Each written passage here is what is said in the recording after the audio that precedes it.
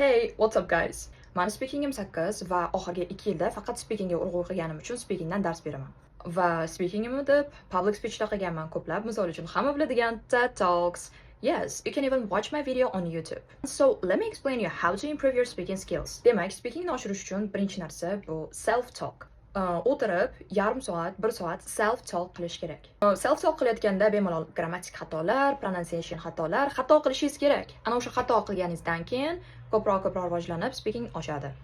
Ikkinchisi, sample answerlar bilan ishlash. Men ko'plab videolar ko'rardim, o'sha speaking partlarga javob berganlarni, sample answerlar ko'rardim, u yerdan vocabulary va kerakli frazalar olardim, and it really helped me somehow to boost my speaking. Va uchinchisi bu shadowing.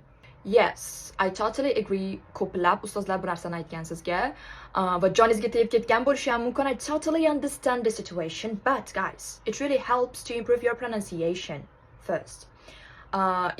You can sound more natural and you can learn a lot of phrases by doing shadowing. Shadowingni faqat to'g'ri qilishingiz kerak. Prosta orqasidan qaytarish emas. Remember, eshitasiz, to'xtatasiz, orqasidan qaytarasiz. Va yaxshi speakerlarni tanlashingiz kerak. And you should imitate same speakers, I mean. O'zi bundan ko'p texnikalar bor. Bitta videoda hamma narsani aytishga ulgurmayman. Shuning uchun menga obuna bo'lib qo'yinglar.